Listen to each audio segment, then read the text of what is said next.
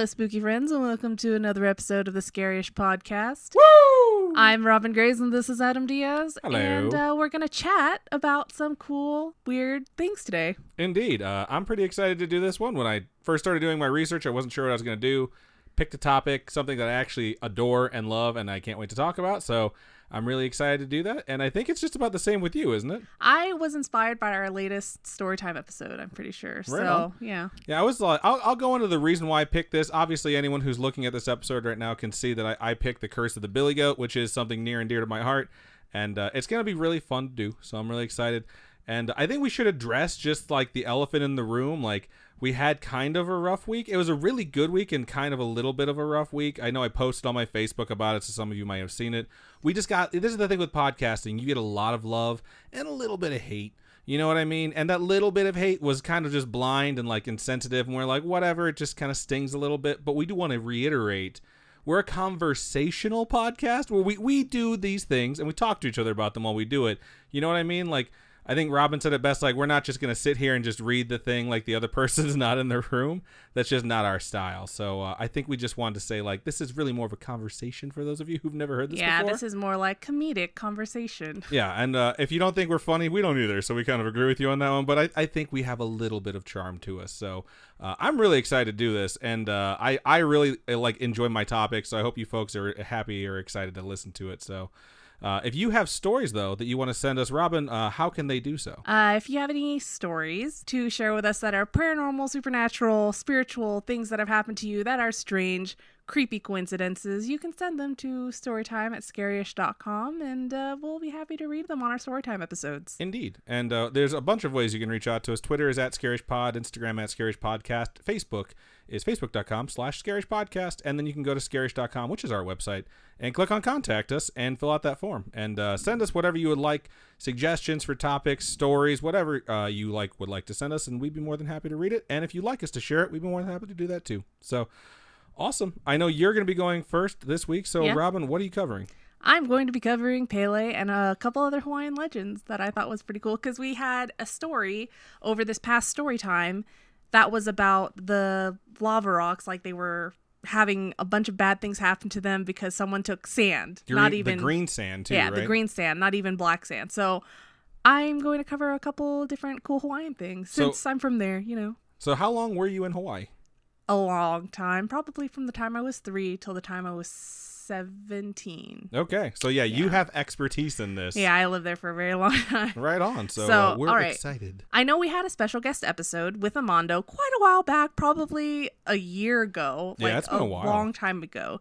And he mentioned a couple different little Hawaiian beliefs and legends, but today I'm going to go over even more in depth about certain Hawaiian legends that you folks might not even know about or been aware of, because I had no idea about some of these before, which is totally cool. I love learning new things, and having lived there for so long and not heard of these is crazy. Having met you and you've told me about some of the small things when it comes to Hawaii. All the small things? I hate you. I didn't really know about a lot of them, so it's like, I think it's really important if you're going to visit somewhere to have a local guide to let you know, like, obviously you want a local guide for like, this is where you should eat, but also like, don't do this, you might be cursed. So there's some small things that I didn't add in here that, well, I might as well cover it once I get to the part, but I'll get there. Anyway, I guess before I even get into the big not even big, the other legends, I'm going to go over a big name in Hawaiian lore, Pelé, and not the soccer player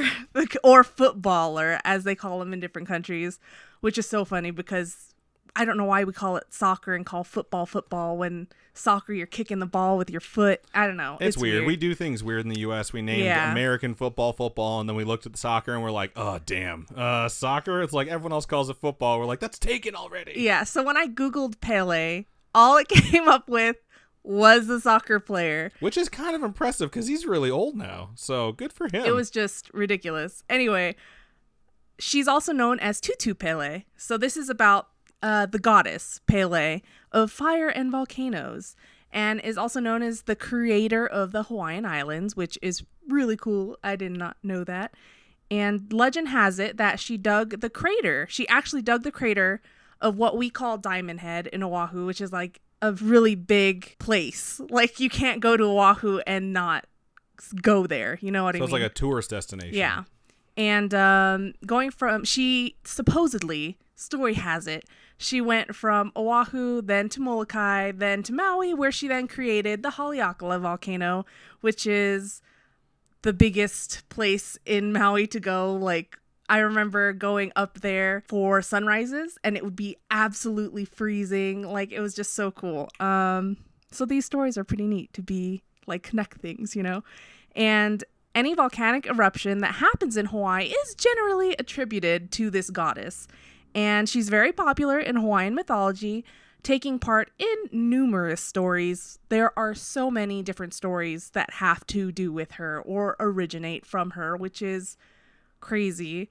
But do you go into Moana at all in your story? No. So can I ask, in Moana, who is the giant like fire god? Is that Pelé? That's Te Fiti. Oh, okay, that's right. The heart of Te Fiti. My bad. So the thing with Moana is I don't think it's about Hawaii. It's just about Polynesia in general. Okay, right on. So it's a little different. These are good things to know. Yeah. I'm glad. This is educational. It's really fun. So Pelé is a shapeshifter of sorts. Known to take on many different forms, she's been seen as women, both young and old, seen wearing a red dress like a muumuu or a white one, sometimes even found to be ashy, like rocks coming off of her type thing. She's often accompanied by a white dog, and some stories from Native Hawaiians claim that when you see her with this white dog, it means a family member will die. Aw. Which Harbinger. I was just, yeah. So some people say she's a harbinger, but some people are like, well, she can be good or bad, depending. So there are a few different parables, which are like stories, right? Yes. They're just, how do you explain what a parable is? I guess I would just call it like a story about a specific like a topic lesson. or theme. Yeah, there's It's a a lesson to be lesson. drawn from it. So there are a whole bunch of different parables involving Pelé and lots of different sightings in different states of being. So she's seen as different things. And she's been seen as an old woman asking for food or water, maybe even transportation. And when you see her and she's asking you for these things, she's testing you. So she wants to see if people are of good spirit or like have that aloha spirit type thing. And if you're good, then she rewards you with things. And if not, then you'll be cursed or punished. So a lot of things is like she'll save your home or stuff like that. You know what I mean? Well, I want to ask a question, question, but I think it's going to be in your script. What? About the leaves around the person's house. I actually didn't look up any stories about that, about the tea leaves around the house. Did you mention that on the Storytime episode? Or yeah, I mentioned that in the Storytime episode. But just for those of you who haven't heard the Storytime episode, it was someone surrounded their house with these tea leaves, and the lava flowed around their house, and it basically saved their home, right? Yeah, but that's like a story of Pelé, but that wasn't the actual Storytime email that we got. Yeah, that was just something we brought up during something that I brought up, yeah. Which is super cool. She's known to be wrathful and merciful, so it just depends on which side of that line that you happen to fall on. So if you're a good person, good things will happen to you. Don't be a dick, just saying. And she's also been known to hitchhike and vanishes mysteriously during the car ride, which is like almost did ghost hitchhikers tonight. Yeah, so that would have matched. I mean, it would have. I couldn't find a ton of good stories. I was gonna do that too, but really? but I was like, that's gonna be so much research, and it's gonna be days of research. It will, because you have to look at different states and different places have different lore and different reasons why they do it. I will say the ones that were most popular during the time I was researching it were ones in Japan after the tsunami, which I was just like, wow, this is like some intense stuff. Yeah. So I was like, I need to get some happy ghost hitchhikers if I can. I was like, this is a lot of research. You know where you can find some happy digging. hitchhiker ghosts? Disneyland at the Haunted Mansion. That's a good joke.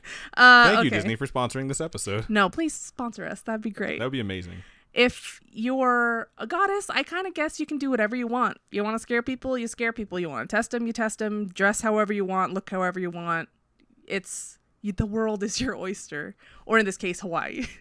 A man named George Lycurgus was witness to a sighting during the 1900s, supposed sighting. He was the owner of the Volcano House Inn at the edge of Kilauea, which is the volcano that's always erupting. Is that one now. on the main island?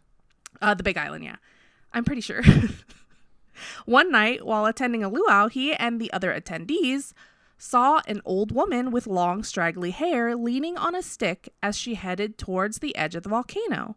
Everyone called after her, but she simply continued on, and they watched as she disappeared at the edge of the volcano. Thinking she had fallen in, they rushed over to check, but no one was there. And within moments of this happening, the volcano erupted, and everyone hopped onto their horses and left the area, which kind of points out to the times, because everyone hopped onto horses, not into cars. So this person ran the inn from like 1904 to 1921. So it was early 1900s.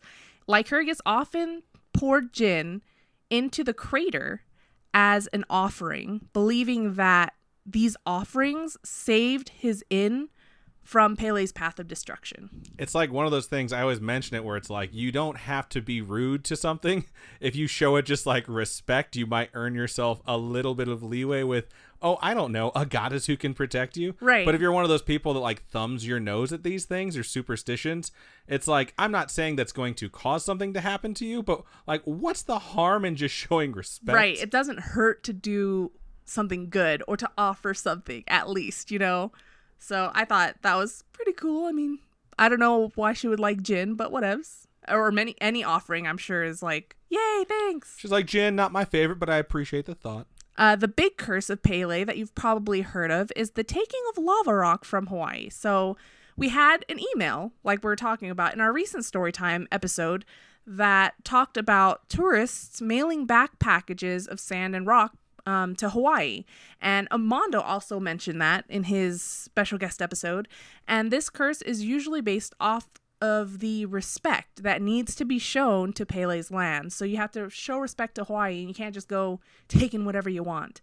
And taking pieces of lava rock and sand is said to bring loads of bad luck onto you.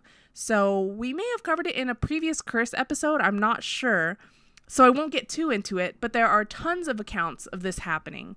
And a man named Timothy Murray stated that he was a lucky man before he visited Hawaii in 1997. Like, he had a great life. Everything was awesome. Everything is awesome. But he scooped up some black lava sand when visiting the big island of Hawaii and placed it in a small bottle and took it back home with him to Florida. When he got back to Florida, it was just an avalanche of bad luck. His pet died. His girlfriend of 5 years broke up with him and left. He started drinking, then got arrested and jailed for computer copyright infringement. I feel like he might have been up to something before he went to Hawaii. But how many people do you know have committed that crime, have committed copyright infringement, but never get in trouble for it? So was this like he was downloading songs on Napster and he was the one they or decided like to make an movies or example something of? like that? That's yeah, I would say that's kind of rare that someone actually gets nailed for that how crime. many people do you know that do that? I know so many people. What are you trying to say, Robin? I have never illegally downloaded anything in my life. Okay. Anyway, so it's just those types of arrests are so rare, and it happened to happen to him. And so he mailed the sand back, begging to have his life go back to normal. And it just is crazy that that's just one story. But the post office gets packages upon packages of rocks and sand back, literally addressed to Pelé. Wow. Yeah, so it's crazy. I wonder what it's like to work at the post office in Hawaii and to get those packages, because like, what do you another box of sand? Well, like, what do you do if you chuck it? Does that mean that you're going to be cursed then? Like, I'm sure they have a system at this point where it's like, okay, just dump it here and then we'll just dump it back at the beach or something. You know what I mean? Yeah, it's like, oh, boss, I got to cut out for the day. Got to go to the beach and dump all this sand. I'll see you tomorrow, Shaka Bra. Oh my God, why do you see? Okay, whatever. Now that you guys know a little bit more backstory about Pelé, I'm going to tell you guys about a story that actually involves her from the island of Oahu specifically. And it's said that you don't take pork across the Pali. And the Pali is a particular stretch of highway that connects the city of Honolulu to the windward side of Oahu. So windward means like it faces the wind. And in this case, it's the eastern shore. Okay. So there's like windward side and leeward side. It just depends on what side. The legend goes that Pelé was with the demigod known as Kamapua'a, a half man, half pig. And they had a bad breakup of sorts. I don't know how they broke up or why they broke up, but they did. And then they agreed never to visit each other again. Oh, that's sad. So if there's a man bear pig joke in here somewhere, but I'm gonna. You know what? I'm gonna let it go through. When I was typing it out, I was just like, not man bear pig. Don't say that in your script, and like deleted. That's funny. We both thought better of it out of respect and deference. And to we're Pelé. still talking about it now. I don't know why. Anyway, so if you bring pork or try to bring pork, if you don't know, pork comes from pigs. Across the Poly, it's like trying to bring this demigod from one side of the island to the other. And Pelé's just like, nah, dog, you stop right there. I don't want to see my ex. No, thank you. So your car may stall and an old woman with a dog will appear. And you have to either feed some pork to this dog in order to continue, or in some other versions of the story, your car won't work until you throw the pork out completely. So you're just not able to take it at all. But it's said that if you toss that pork out, it's so the other little spirits like Menehune or something come and eat it. So that's kind of cool. But I thought it was really interesting. So you can turn your mistake into like a way that you're giving an offering to another spirit. Right. That's not like, bad. Well, and when the old woman with the dog appears, it's supposed to be Pelé with her dog. You know what I mean? Right. And so it's like that dog will eat. Yeah, it's pretty neat. And so when I was reading about this one, I was like, does it count if there's pork in your belly? Because what if I ate it and it hadn't digested yet? But are the rules that strict? I feel like Pelé would support the destruction of pork by teeth and digestion, so I feel like that would be okay. Yeah. But yeah, so I was just like, maybe I shouldn't travel if I'm eating pork on a certain day or something like that. But next one is about a pretty common one called the Night Marchers. We definitely went over that with Mondo. Yeah. Or Mondo. His name is Amando, and his nickname is Mondo, so you really can't go wrong with that. I want to make my joke that I made earlier to you that you got irritated at. Go ahead. He de Mondo. It's just so not good. Okay, so we did mention them before, but I'm going to try to give a little bit more information on them. They're the ghosts of ancient Hawaiian warriors that are said to roam the islands at night, visiting old battlefields and sacred sites. While you yourself are walking around late at night, you may begin to hear the sound of chanting, drums, and marching, or you might see like a train of torches, like a whole bunch of lights in front of you that are coming down, like a whole train of them. I would get scared. I would be terrified. I think you and Mondo have done an excellent job of preparing me how to deal with this. I'm supposed to get naked, kneel down, close my eyes, and not look up, correct? So, if you happen to be close enough to hear these things, it's safe to say that you need to run and make it to some sort of shelter. But if you can't do that, and it's too late, you lay on your stomach, and for the love of all that is good, don't make eye contact. So I don't need to get naked then? Yeah, well, so if you make eye contact, you'll either be killed or forced to march with them for eternity. And growing up, I was told that if you get completely naked and curl up in a ball, they'll take pity on you and leave you alone. So that's what I was told, but I haven't read on the internet that. So, well, here's the thing. That's good for me because that's my self-defense mechanism anyways, is to strip naked, curl up into a ball, and hope for pity. If you happen to have any Hawaiian lineage in you, pray that one of your ancestors in the march notice you, because if they do, then they won't harm you in that case. They'll just be really, really ashamed. Why? Like, oh my God, my great-great-great-great-great-great-great-grandson is naked in front of me like a pathetic turd. I mean, maybe you haven't gotten to that point yet where you're naked, you know? But they see you and they're like, oh no, dog, they're good. I feel like all the night marchers would be like, why are these tourists always naked? It doesn't make any sense. That would be hilarious if they're like, I don't know why people keep telling them we're going to kill him, man. Like, what? It's like it's the joke of the islanders on other people to tell them, like, no, you got to get naked first. Some locations they're known to visit in Oahu is no surprise to me to be Poly Highway, Kalihi Valley, Ka'ava Valley, Kualoa Ranch are just a couple of them. And it's also said that they're more likely to be spotted on full moons or new moons. Also, New Moon, worst Twilight book in the entire series. Which is saying something. I mean, I always skip that one. I can't read it. It's just bad. I do as well. And I skip the other ones as well. The Twilight series saga, if you're going to read it, my suggestion is to start at book 1 and don't get it, and then say, I'm done, and that's the best way to read it. But that's just my humble opinion. We might have some Twilight fans out there. Robin's just staring daggers at me right now. Get out. Anyway, so if you didn't know that Hawaii takes a lot of influence from Japan, now you know, because it's true.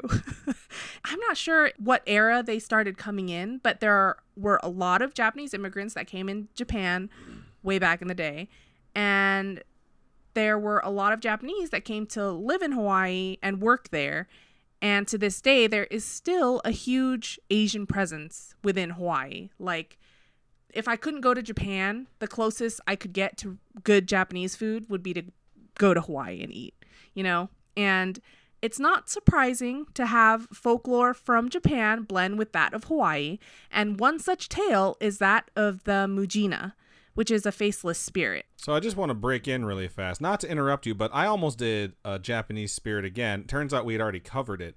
But when I was looking it up, in my head, I was just like, I am sure there's going to be a bathroom associated with this. And I was like, don't be like that. Like, don't be so judgmental. And as soon as I started researching it, of course, there was a bathroom associated with it. And I was like, huh, that's weird. There's a bathroom associated in this one, too. I knew it. That's why I brought that up, because I knew there was going to be a bathroom associated with it. And this urban legend began in Japan, even written in books during the early 1900s, like super early 1900s. And in a book written by Lafcadio Hearn titled Weird Tales, he tells of a story of a Tokyo man who was following a road up a hill when he came across a weeping woman on the side of the road. And he stopped to see if she needed help.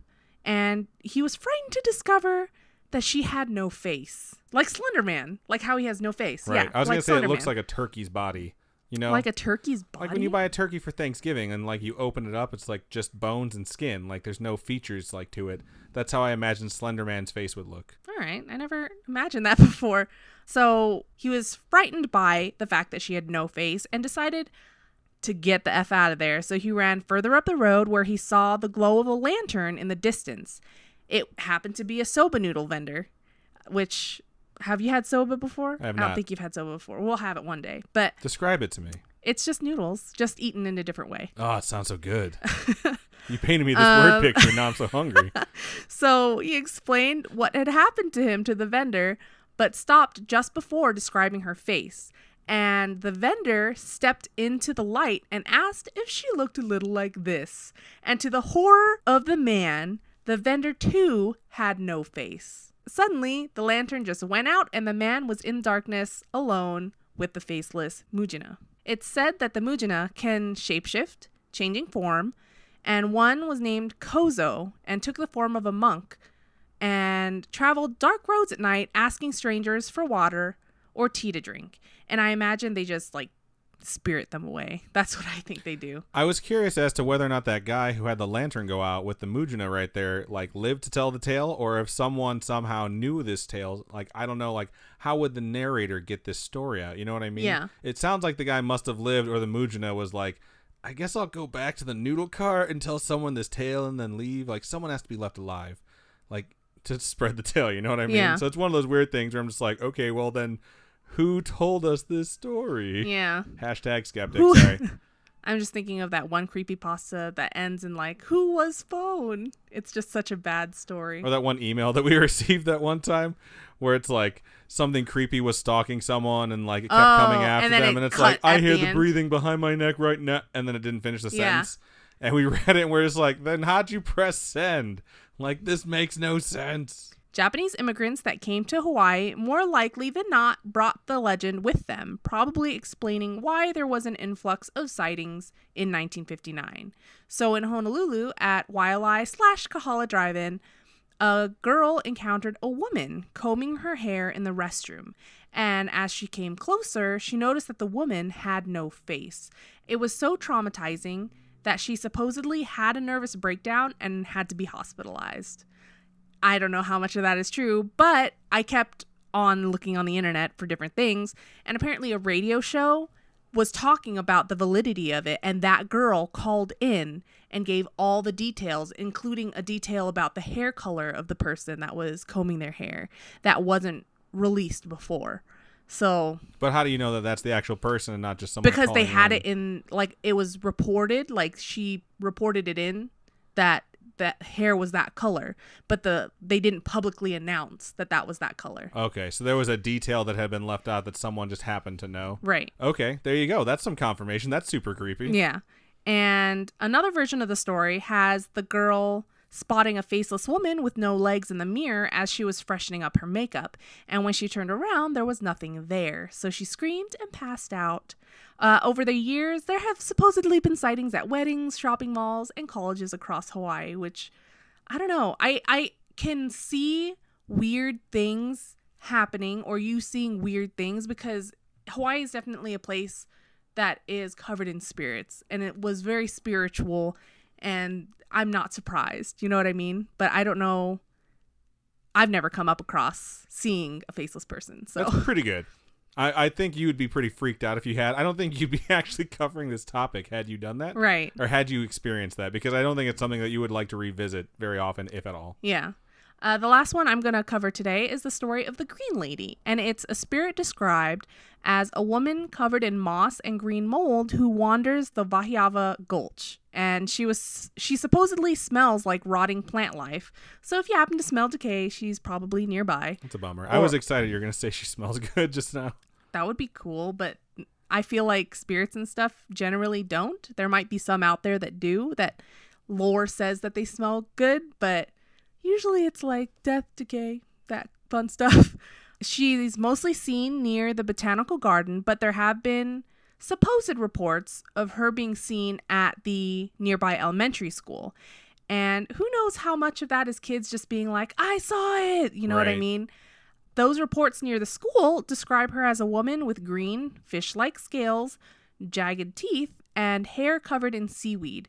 And when I read that, to me, it sounds like it could be a different entity altogether, because there's no moss or anything like that. It seems to me like it's a sea creature, not necessarily a forest creature. No, I totally agree. Like, my head went to the kappa, kind of, but not exactly, mainly just because I absolutely love the kappa. Are you a kappa? I hate you. It is one of my favorite things we've ever covered. There are different backstories to this spirit. A common one is that there was once a woman who visited the gulch with her children, and while she was there, one of her children got lost and was never found. The woman died of heartbreak and is said to still roam the area in search of her child. Aww. It's also said that she will take any child she comes across. And that makes the idea that she comes closer to the elementary school more likely, because there's a whole bunch of children. At the same time, I'm like, I gotta say, though, one of the creepiest and most haunting things you can have in an entity or a spirit is that it haunts children, because no one believes kids. Yeah. Like, legitimately, no matter how trustworthy and honest a kid is, if they tell you something special or supernatural or just out of the ordinary happens, people are like, oh, kids, they say the darndest things. And it's like, no, dude, like, sometimes kids are telling you the truth and something crazy did happen. Yeah. Like, that drives me nuts. And I think it's one of the reasons why it did really well, and like it always has done really well, is because it tortures kids, because no one will believe the kid. You know what I mean? And it's just like, hearing that makes me so empathetic for kids. I have told the truth to adults and had them call me a liar, and there is nothing more frustrating than that happening from the people that are supposed to protect you. So creatures that hunt children just drive me. It's not that they drive me like insane, but it's just like, they're the creepiest. They're like the most evil in my mind, because they're preying on innocent things that no one will believe, and it's just bizarre to me. Some stories say she went to look for help, but no one would help her. So she returned with all her other children, only for none of them to ever be seen again. Wow. So the kids and the woman gone. And someone had posted a picture in our Facebook group a while back, and it was a picture that someone had took of like a marathon runner in Hawaii. Oh yeah, I you know remember this. Yeah, you remember it? Where they're running through like green mountainous area, and there wasn't supposed to be anyone else in the photo or in the area. But when you had to really look for it. You had to zoom in, and it looked like a person covered in mud from head to toe, or like some sort of statue or something. And it looked so creepy. When I have chills just remembering that photo. When I first saw it, my mind went two places. The first one, I was like, that's just a person who was placed there, who they took a picture of, and they're like, oh my God, do you see that? And then I also looked at it a little bit closer. I was like, maybe they photoshopped this person in, but why go through all that effort when you can just have someone stand there and just take a picture of it? And then, of course, my third thing that went through my head is, or maybe it's legit. It's a photo that someone took of some like marathon or 5K or whatever it was, and there just so happened to be this super creepy thing in the background. Right. It was just so scary. Maybe we'll scroll through and try to find it so we can post it on Instagram or something. But it was so scary because the mom was like, who's that in the picture? And they're like, there's no one else in the picture. I don't know what you're talking about. And you zoom in and it's all so scary. I don't know. Anyway, yeah, that's the legends that I covered today. That's pretty good. That's some good stuff, Robin. Thank you. Thank you.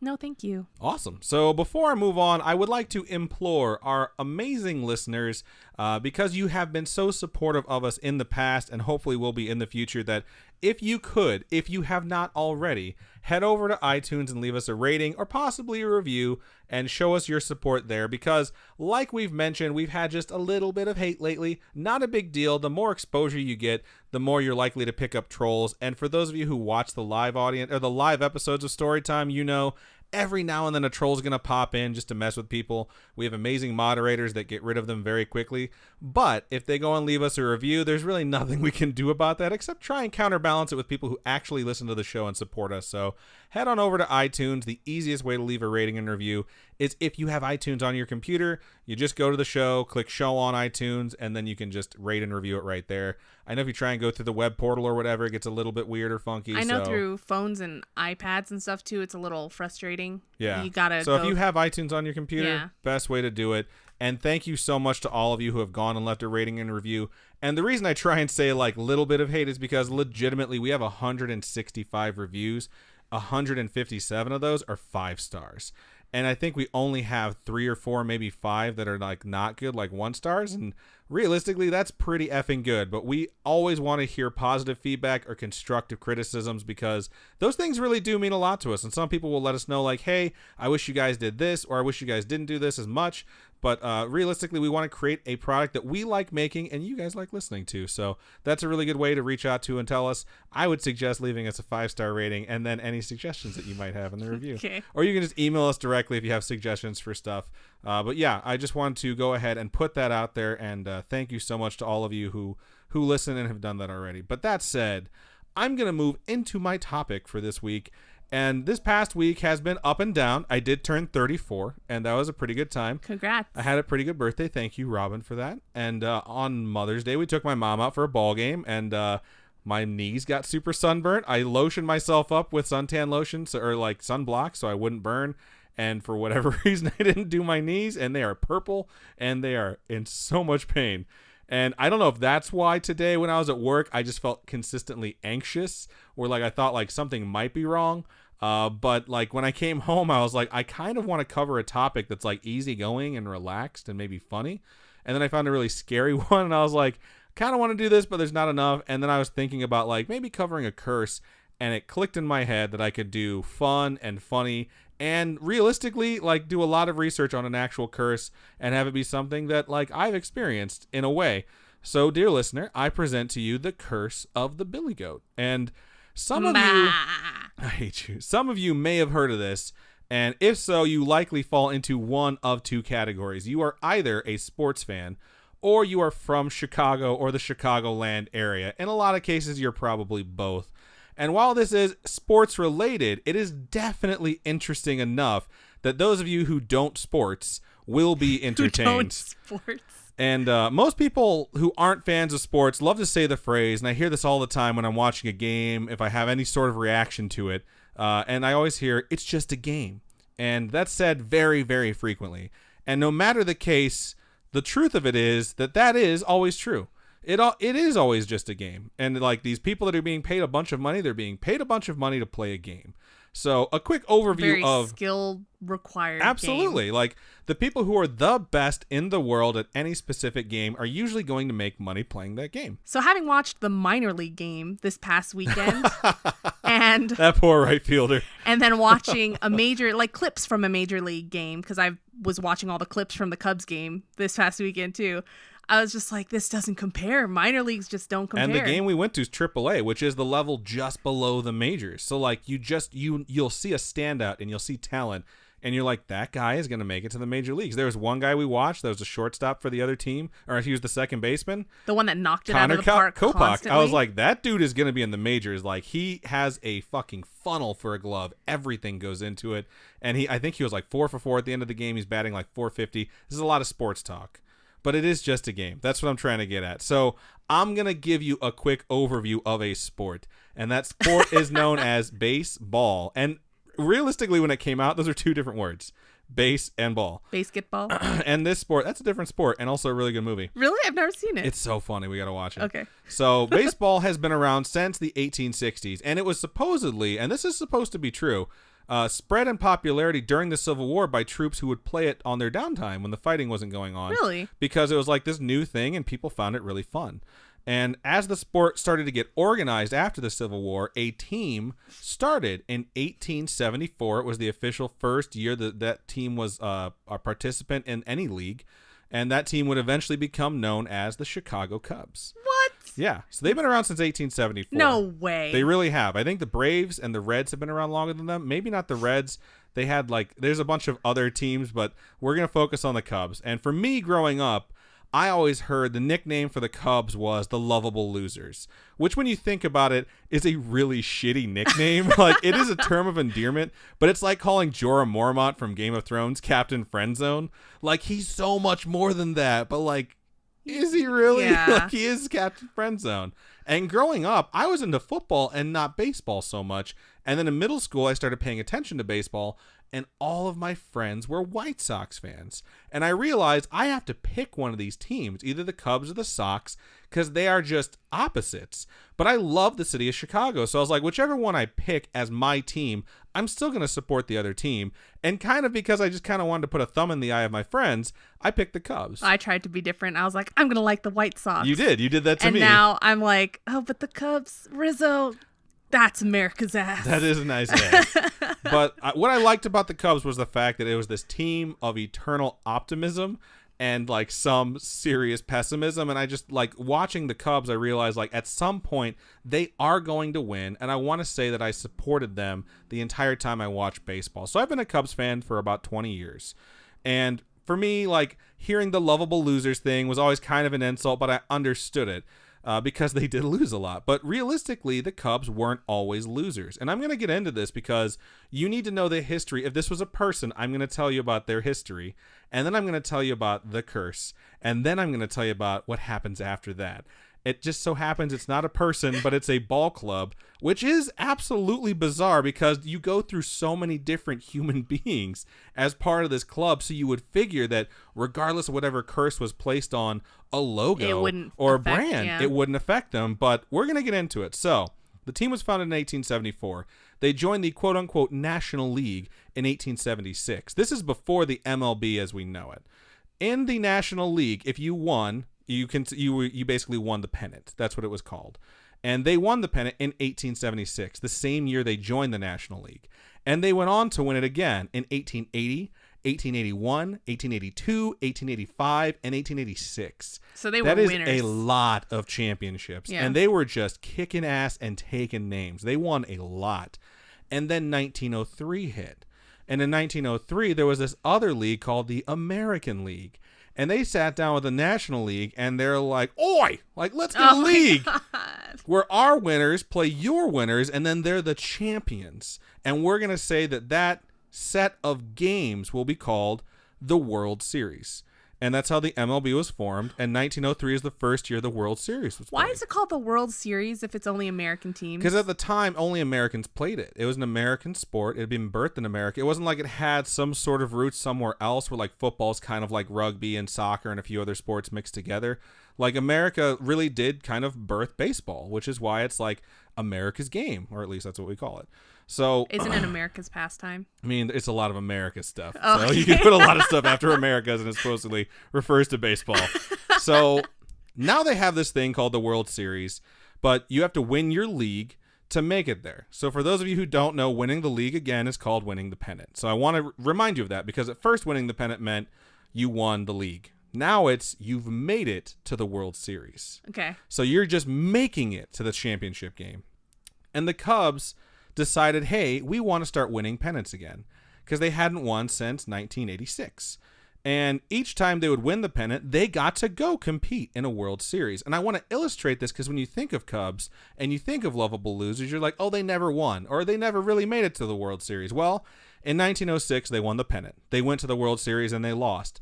BT Dubs, they played the White Sox when they lost. Wow. 1907, the next year, they won the pennant. Again, they went to the World Series and they won. 1908, the next year, third year in a row, they won the pennant, they went to the World Series, and they won. 2 World Series in a row. This is important to note because, like I was saying, if this is a person and you're looking to see if they're up or down on their luck, they're clearly up. In fact, in 1904, there wasn't a World Series. Why do I mention that? Because this means in the first 5 World Series ever played, the Cubs were in 3 of them, and they had won 2.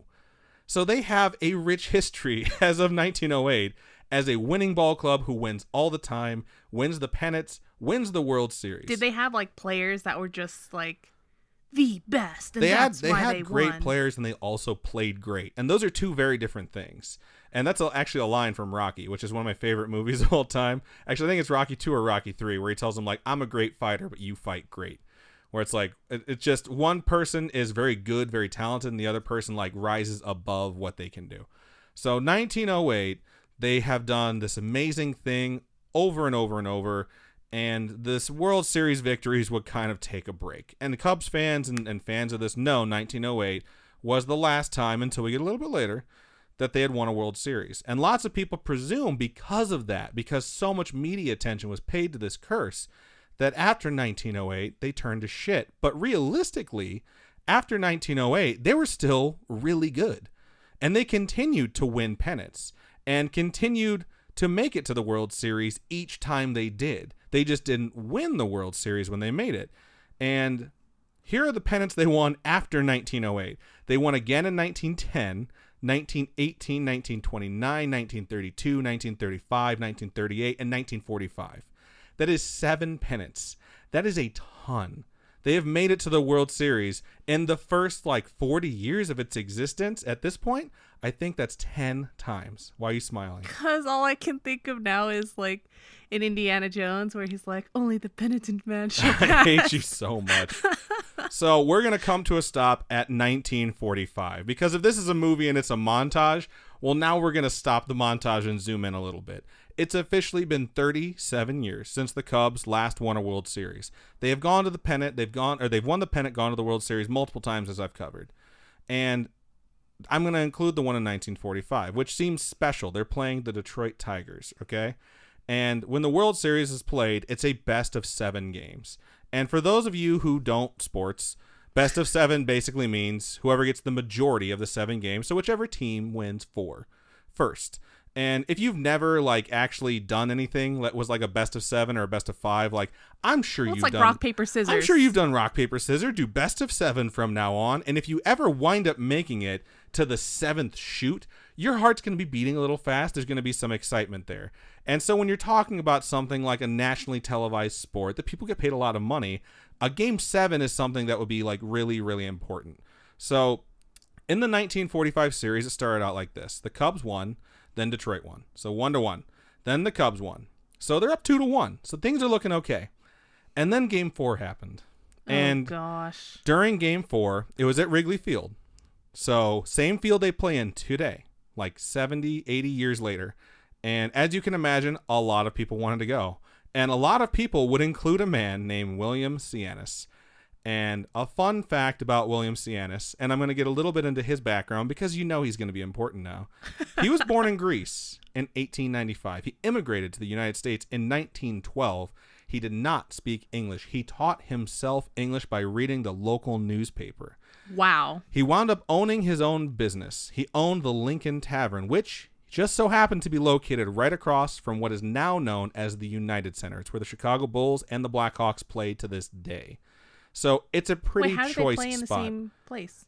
What do you mean how? How They just do. They never moved out of it. They just renovated it. No, but the Bulls are basketball, and then the Blackhawks are hockey. How do they play in the same place? Well, they don't play at the same time. They just swap out what the floor is. Sometimes it's ice, sometimes it's wood. Yeah. My mind is blown. Robin doesn't sports, but she kind of sports. So this is good that you're asking these questions, though, because there's a lot of people probably that don't cross over with the sports genre who listen to our podcast. And it's really funny to me that he bought this tavern because he bought it for $205 in 1933. And I know we like to do this, but that's the equivalent of getting a bar today for only $4,000. That's amazing. That's a steal. That is and it's a steal. choice. It's a toit location. And this is it toit like a Detroit Toyga? Sure. And that's really good, actually. So the best part about this, and this is supposedly legend, I can't confirm this because I can't check it, but the check he wrote to buy the bar bounced. And by the time the sellers found out, they went to him like, WTF, asshole. And he had just had his opening weekend by the time they found out. He had money to pay. He had the money to pay the debt because of that. He's like, it's okay. Here's your money. And regardless of how much so many people hate this guy, I have to admit that's genius. That's kind of big dick energy right there, where it's like, I'm writing goodness. a check that's gonna bounce, but don't worry, it's gonna be fine. And this local is a local legend, but it's kind of documented. He's very well known because of, well, what's about to happen. And this part, not 100%, but it's widely known that this event did take place, and some of the things are like still like speculated about to this day. But essentially what happens is a few months after operation starts, a truck drives by outside the tavern, and William heard/saw something fall off the back. And it was a goat.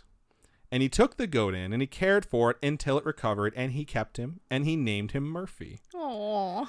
After this, he renamed his bar to the Billy Goat Inn. Wow. That is 100% true. That is what it was known as. So now we fast forward to 1945. Game 4, Chicago versus Detroit at Wrigley. Sianis buys himself 2 tickets to the game. One for him and one for himself goat. And one for his goat. This is not bullshit. If you've never heard this before, this is 100% true. He is bringing that goat to the game.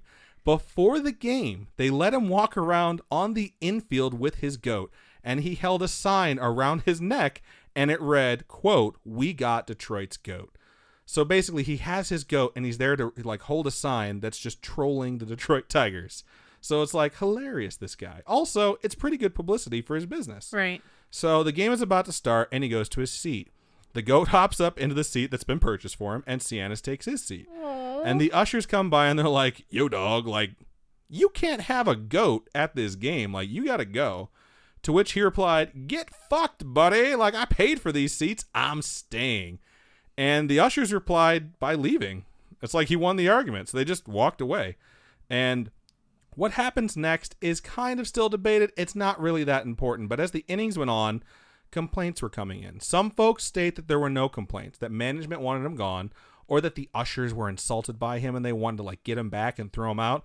But one thing that's been widely reported, not exactly confirmed, is that other folks around William and the goat complained. And they weren't complaining about the goat being there for the sake of it being there, or that it was obnoxious or harmful or scary. Did it stink? It smelled.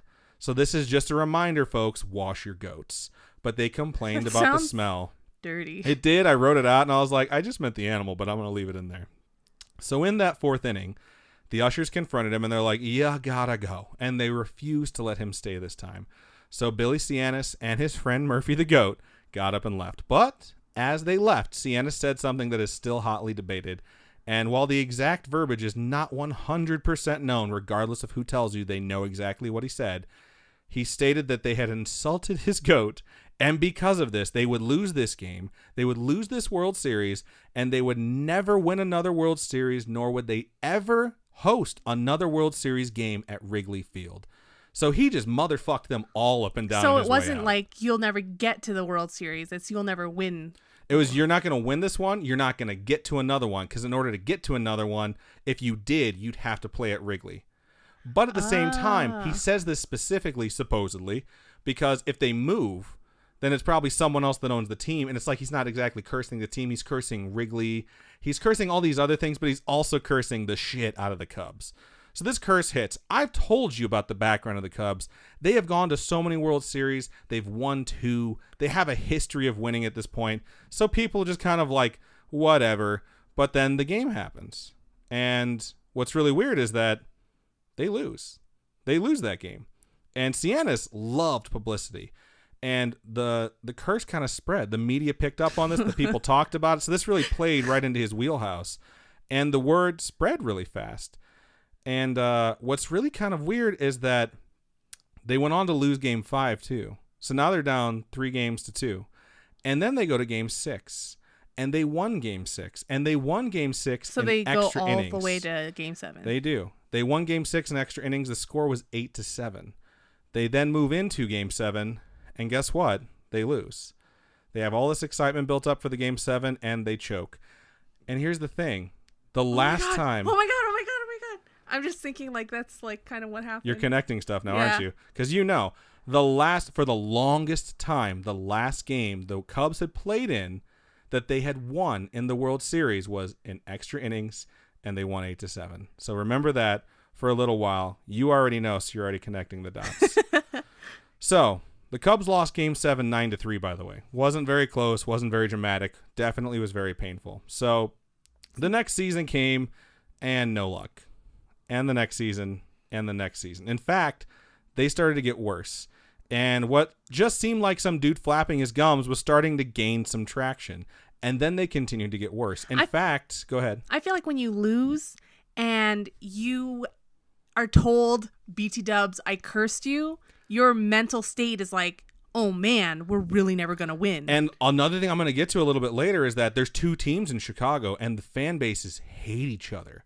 So it's like growing up, I know this, but like White Sox fans love the Billy Goat curse, and they shove it in your face every chance they get. And they did it for so long, and I guarantee you it was going on in the 40s. In fact, between 1947 and 1963, so 16 years, they didn't even have a winning record at the end of each season. White Sox are second right now, though. Yeah, they are. Just saying. They're not that bad, though. They're near 500. But we're talking about the Cubs, 47-63. They don't have a winning record for 16 years. They didn't even come close to making the playoffs. They can't even say they had a winning season. In 63, the year they finally broke back into the winning record, they finished 82-80. The last game of the season determined whether or not they would finish dead even, 81-81, and they won. So it's like, yay, winning season. They placed 7th overall. Wow. They're nowhere near the series. Then 1969 hit, and it's got to be the year. It's the sex number. And the Cubs also had a really good team. And when I say really good, I mean really good. They had 3 players starting on their lineup that are Hall of Famers: Ron Santo, Billy Williams, and Ernie Banks. Anyone who knows anything about baseball or knows about the Cubs knows those 3 names. My mom owned a car that was previously owned by Ernie Banks, and he had signed the door. It's her favorite car to this day. So the baseball season is long, like I mentioned. I said 82-80. You can do the math. It's 162 games. It's a lot of games. And September is the last month of the regular season. So it's like a war of attrition. Baseball is a marathon. It is not a sprint. And September is the end of that marathon. But it is a very intense end to that marathon because you're exhausted and you're just trying to make it to the playoffs. I can't believe how many games they play every single week. Every week, every month, every year. So to be a professional baseball player, it takes a toll on your body and your life. So September of 1969 hits. The Cubs are in first place. They're 84-52. They have won 32 more games than they have lost. That is an impressive record. They are killing it.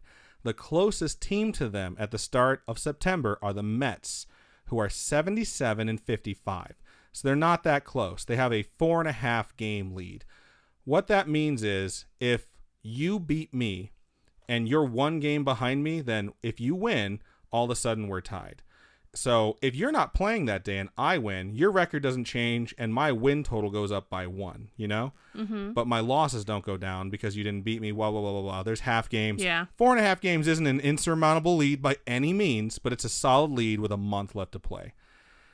Then September 9th, 1969. So now we're going to start getting into some of these instances where this curse kind of reappears when things are going well and everything changes. The Cubs are playing the Mets in New York, Ron Santo, who was a very famous personality with the Cubs, he was a very famous player, is standing in the on-deck circle. If you don't know what that is, if you have someone else that's batting and they're up to bat right now and you're next. That's where they're practicing their swings. Exactly. You're standing in the on-deck circle, just sort of like getting ready, getting loose, getting ready for your at-bat.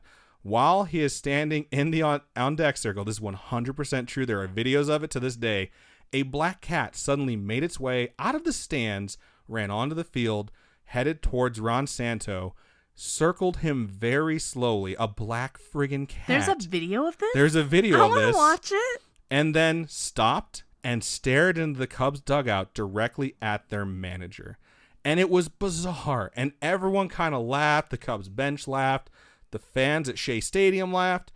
And everyone knew about the Billy Goat curse. The broadcasters and the media made sure they always tell a compelling storyline for each game and what's on the line and the history of the teams. So this is something that's always brought up.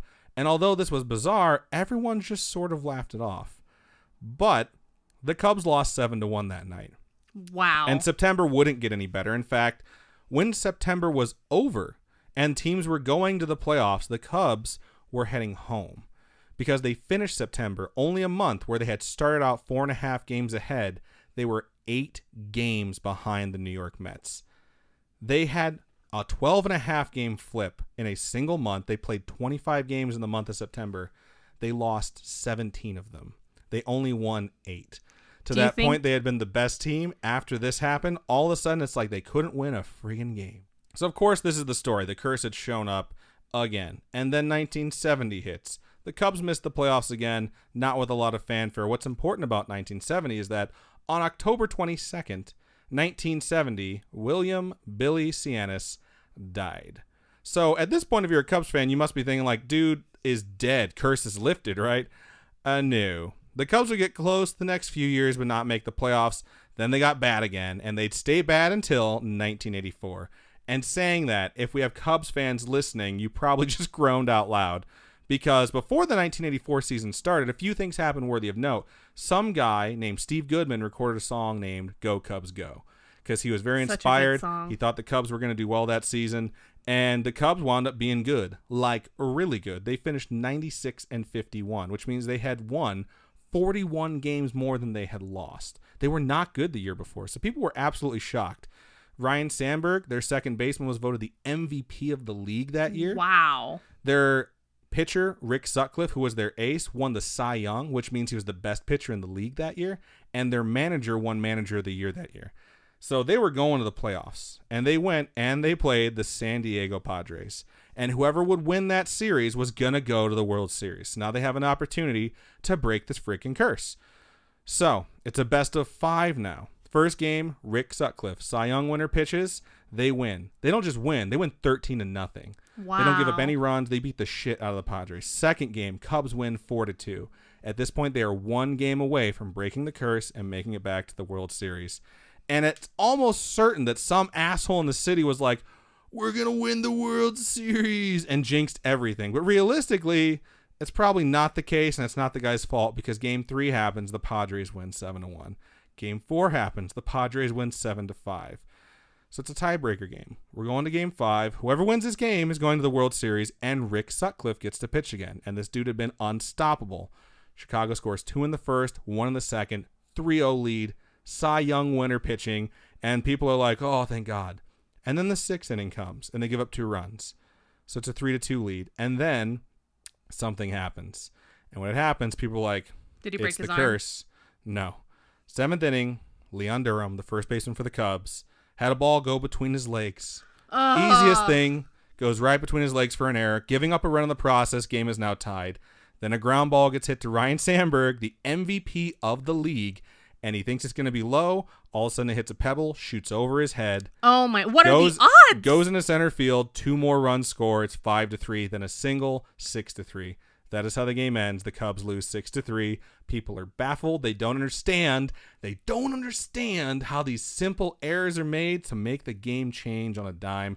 But that's what happens. 1 game away. Oh, so close. And over the next around 20 years, they have a few good seasons.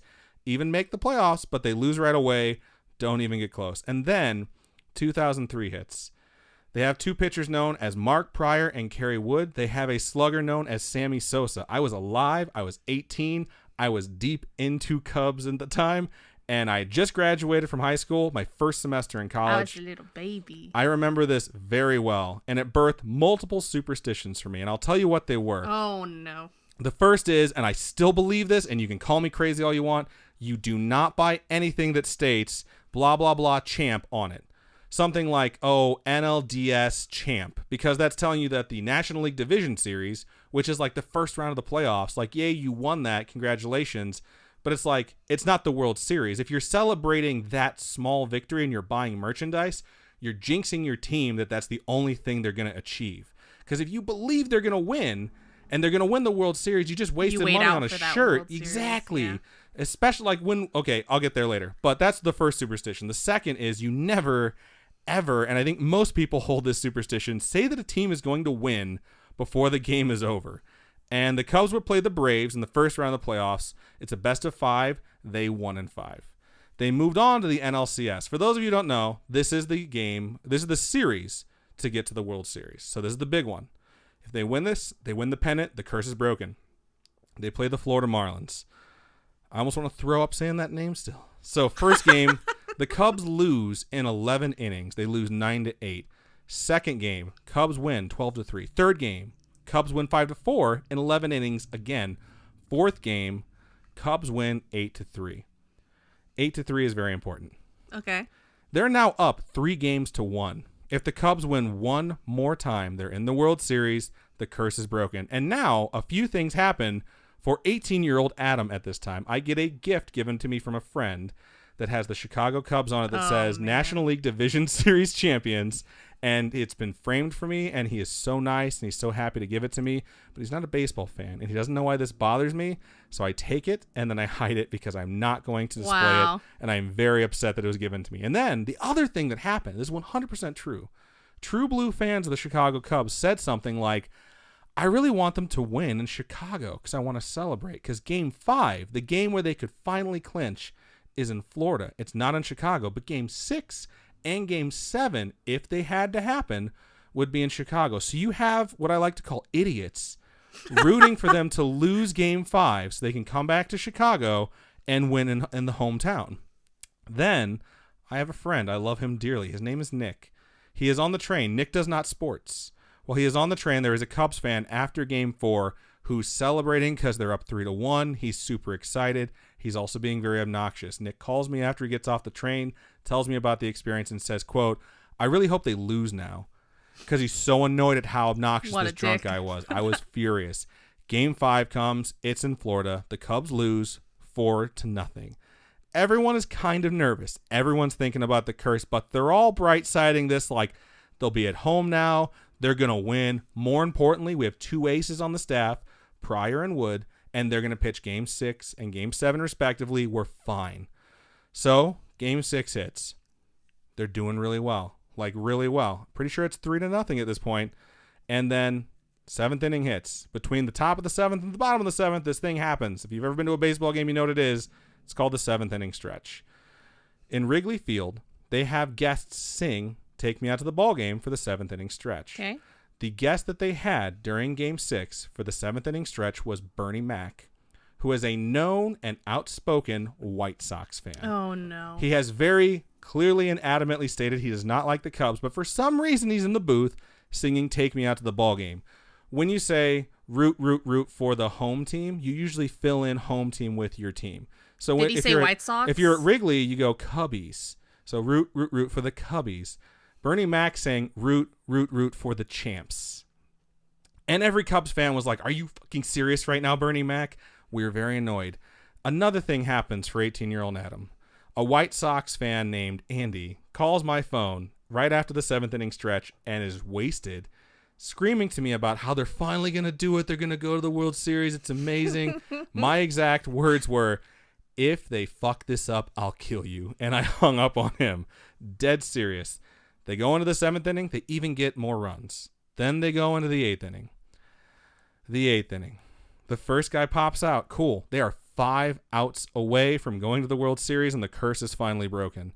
The next guy gets a hit. Gets on base. No big deal. We'll try and get a double play, which means you get 2 outs and 1 shot. And then what happens? There's a pop fly to left field. Some of you have heard of this. Some of you have seen this. It's near the bleachers. A bunch of people reach out to catch a souvenir ball from Game 6 of this NLCS, and the Cubs left fielder, Moises Alou, jumps up to try and catch it, and one set of hands hit this ball, and Moises Alou doesn't catch it. And Moises Alou throws a fit. They try and say, hey, it's fan interference, give us the out. The umpires go, fuck you, buddy, and they don't get the out. So you're going to have to go back to playing. So that batter that guy gets fucking death threats. That batter now gets to go back in the box and take some more swings. And that guy's name is Steve Bartman. And most people know his name because he became the most famous fan, and people still blame him to this day for what's about to happen, even though it was only 1 out and everyone else had been reaching for it. And literally, it's silent in the stadium. People are screaming at him, screaming death threats. They have to escort him out immediately. It's so sad, though, because he looks like the biggest He was the Cubs biggest fan. Cubs fan. People are literally yelling, you cost us the World Series, and they're still winning right now because everyone just knew what had just happened. That was the curse. It had just shown up. Everyone felt it, and there's this big shift. When that happened, I am not proud of this, but I am an honest person, and I will tell you, I don't know if any of you have seen Dogma, but in the movie Dogma, they redo the crucifix, and they turn it into the Buddy Christ, which is basically like this really friendly version of Jesus Christ, giving a thumbs up and pointing at you, telling you everything's going to be okay. And I had a souvenir Buddy Christ, and I had him on top of my computer monitor. Because back in the day, they were very wide, and they had a very large back, and you could set stuff on the top of them. When Bartman hit that ball, I stood up, and I did 3 things. I grabbed the Buddy Christ, and I threw him against the wall as hard as I could, and he exploded into like 10 pieces. Then in my head, I made the conscious decision I was going to kick my garbage can, but I thought to myself, you just emptied it. It won't be a big deal. So I kicked my garbage can as hard as I could, and I just realized in that moment, like, oh no, you thought about emptying it, but it's full, and garbage went all over my room. And then I picked up a full water bottle, and I threw it at the sliding closet door so hard it knocked it off the track because I was furious. But like I said, they're 5 outs away. They're still winning. No big deal. They're winning 3-0. Next pitch, it's a wild pitch. That pitch not only is a wild pitch, it walks the guy. He goes to first. What does a wild pitch mean? It means that the pitch gets away from the catcher, and if the pitch gets away from the catcher, then you can just advance bases until they stop you. Yeah, I wanted to make sure you guys knew what that meant. Cool. Okay. So now there's a guy on first and third. So now everyone's getting really nervous. Then there's a ground ball to Alex Gonzalez, who was the Cubs' sure-handed shortstop. And just like in 1984, when one of their sure-handed fielders, in fact, the MVP in 1984, bobbled the ball, Alex Gonzalez bobbles the ball. They do not record an out. Then all hell breaks loose. I'm not going to get into a lot of this, but when the 8th inning was over, it had gone from 0-3 to 8-3. Oh. I called Andy back and I told him, you're fucking dead, man. And that night, they lost 8-3. 8-3 again. I had a phone call that went through from my friend Mike to my friend Lucas. My friend Lucas was living in Chicago at the time with another friend of mine named Stefan. Stefan looked similar to Steve Bartman and had tickets to Game 6. Oh, no. We thought Stefan was the guy who did that. And Mike, who has known Stefan his whole life, who loves Stefan, told Lucas, when Stefan gets home tonight, throw him down the stairs. Because we thought it was him. By noon the next day, we knew it wasn't the case. We knew Steve Bartman's name. We were all cursing it. But here's the thing. There's one game left. There's Game 7, the big game that everyone wants to go to. And Kerry Wood, the other ace, the older guy, is pitching. And really quickly, it's 3-0 Marlins. Then 3-3 Cubs. So everyone's super excited. Then Kerry Wood, the pitcher, and this never happens, hits a 2-run home run. And they're winning 5-3. And for a moment, everyone thought they're going to make it to the World Series. And I went insane. And then guess what happened? The curse showed back up. And then they gave up 3. And then 1 more. And then 2 more. And they managed to eke out 1 more run. But by the time Game 7 was over, they had lost 9-6. They had blown a 3-1 lead in the series. And it was painful. And when you say things like, it is just a game, I completely understand that. And I wholeheartedly agree with you. But the night after they lost Game 7, and this is a 100% true story, a friend of mine went outside to walk it off to clear his head because he was so upset. And a lot of people were doing the exact same thing. And he saw a lot of elderly people that you normally wouldn't see that late at night wandering around the city of Chicago. And he stopped to talk to one set of elderly people, and they told him and I'm dead serious. They said, quote, "We just wanted to see them win once before we died." That is That's 100% so, true. like, oh my God, my heart. At this point, it had been 95 years since the Cubs won a World Series, 58 years since they'd even been to one. And people who love to mock the Cubs ate this shit up. And this is a curse that feeds on itself, and it keeps being fed in by people who just fucking love it. The Bartman ball became famous. They had a meal for it. They gave it an execution where they electrocuted it and blew it up. A bunch of silly shit happens. What? All in the name of breaking this curse. And they flirted with the playoffs a bit more. They made it back to the playoffs, but then they lose pretty quick. 2007, they made it to the playoffs. On October 6, 2007, they are in the playoffs. They're down 2-0 in a best of 5. And someone, I swear to God, hung a dead goat from the statue of Harry Carey, the Cubs' famous broadcaster, with a sign that read, "Go Cubs, go." Some of the media blamed it on Cubs fans, saying they were trying to remove the curse. Of course, all Cubs fans in unison said, "Are you stupid?" Because they have been openly mocked for the last 65 years of this curse that we hope that it doesn't exist, but realistically, it keeps cropping up. 2009, they don't even make the playoffs, but guess what? Someone hangs a dead goat from Harry Carey's statue again.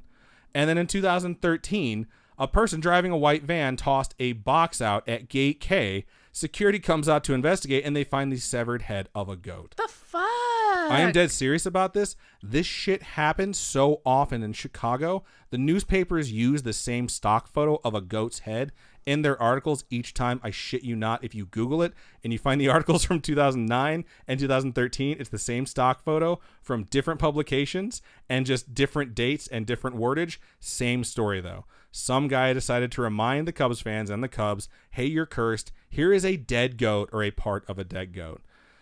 And people that don't like the Cubs just love perpetuating this curse and constantly reminding the Cub fans of it.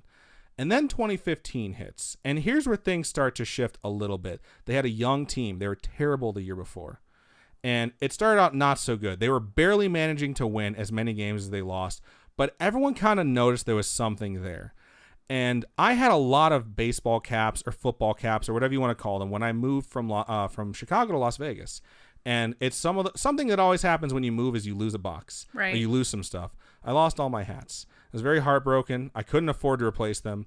And Robin and I had been hanging out for a while. And she said, what do you want for your birthday? Because May is around the first month, the second month really, right around the beginning of the season. And I told her, like, I want a Cubs hat. And I want it to be like the 1946. It was a very, very specific design. The 1946 logo, basically of a little baby bear holding a bat. It's really adorable because that was my favorite hat. And she found it and she gave it to me for my birthday, which is May 11th. And something else happened with a hat right around the same exact time. So I got my hat and they started to get a little bit better and a little bit better. And then July ended and they were doing okay. And then this guy named Dave Kaplan, who hosted a radio show called Cap and Haw on Comcast Sportsnet Chicago from 2013 to 2015, did something. This is 100% true. My mom captioned this show. This is how I know about it. 2015 was his last season hosting this show. He still has shows, though. During this time, he took a vacation and he went to Rome. While there, he visited the Vatican. While he was there, and this is true, he snuck around a bit and made it so far that he had to be stopped by the inner sanctum guards. And they're like, oi, what the fuck are you doing here, mate? Oh, God. To which he replied by giving them a Cubs hat and asking them fervently, please give this to His Holiness. He was trying to get a Cubs hat to the Pope. And no one knows if the hat got to the Pope, but the Cubs all of a sudden went from just doing good enough and having a winning record to having something click. And August hit. There's 2 months left, August and September, and they're just okay. And in August, they go 19-9. So they move from 55 and 47, just above the halfway mark, to 74 and 56. And people are like, wow, they're contenders now. They could possibly make the playoffs. And then September hits. September was a month of collapse for them before. And guess what? They went 19-9 in the month of September. They finished 93 and 65. That's amazing. They went 38 and 18. I have like chills right now. Their last 2 months. They made the playoffs. To make the playoffs, they had to beat a team in a single game elimination to get in. And then they won the first round of the playoffs as well. They made it to the NLCS again. If they get 4 wins, they break the curse. They go to the World Series. There is no specific event that happens where everyone's like, it's the curse again. They lost 4 games in a row. They got smacked around. And guess by who? The Mets. Their old friend, the Mets. But people weren't upset like they normally were. There was something different this time. It really was different. And then 2016 hit, and everyone thought, and this is a common phrase for Cubs fans, this is the year. And it had been 108 years. 108 years since the Chicago Cubs won a World Series. And if a child was born in 1945, the same year they last went to a World Series and lost, that child is now 71 years old. So for people who say they don't believe in curses and they don't care about sports, this is kind of important.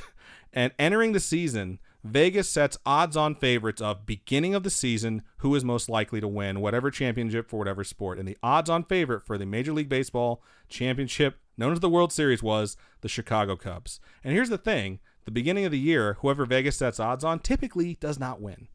And they started out strong, and they stayed that way. They were the front runner the entire season, which never happens. And they made it to the playoffs, and they won in the first round. And again, they're in the NLCS. They're 4 wins away from breaking this curse that has existed for over 70 years, and they're going to play the LA Dodgers. And the home games were tense. And here's the thing, and this is what the curse really is. Whether or not you believe in like this whole magical voodoo thing that like existed, the curse became something where people would go to the games during the regular season, have a good time, and then when the pressure was on and it was the playoffs, it was in the back of everyone's head, including the players. And as soon as any little thing happened, it went from like this energetic atmosphere to dead silent, everyone holding their breath, nothing but pressure on these players, everyone just waiting. How is this going to end badly? It's a foregone conclusion that you are going to lose, and you are just going to be the lovable losers that everyone talks shit about and everyone makes fun of. But now they're back in the NLCS, and it is 2016. So this is what happens. Game 1, Cubs win 8-4. Game 2, Dodgers win 1-0. No runs for the Cubs. Game 3, I mean, defense is good. Game 3, Dodgers win 6-0. They have now not scored in 2 straight games. They're losing 2-1 overall in the series, and things are tense. And I told my mom, quote, and this is me quoting myself, if they win Game 4, they will win the pennant. And I meant it, and I believed it. And then Game 4 came around, and I asked my boss to go home early so I could watch it because I thought it was important. And they won 10-2. They beat the shit out of the Dodgers, and they tied up the series. Game 5 comes around. The Cubs win 8-4. It's Game 6. That Game 6 that screwed them over in 2003. Everyone is waiting for this curse to show up except for the players. The players don't give a shit. The players took the field, and they decided, like, we're going to win. They didn't really think about curses. They decided, like, it was going to end now. Because they're all young. They're just like, who gives a fuck? They were young. They were just going to go do it. And Game 6, the Cubs won 5-0. And the curse is supposedly officially broken. And the celebration was insane. People celebrated. So many people cried. This curse was broken. And now this thing happens where people start talking about, well, what really was the curse? Was it to make it to the World Series? Oh, man. Or was it to not win the World Series? And so people are deciding whether or not they'd be okay with them going back to the World Series and losing. And the World Series is against the Cleveland Indians. In Game 1, Cleveland wins 6-0. The Cubs don't even score again. Game 2, the Cubs managed to win 5-1. So it's like, okay, 1-1. We might do this thing. Game 3, Cleveland wins 1-0. And Game 4, Cleveland wins 7-2. At this point, the Cubs are down 3-1 in the World Series.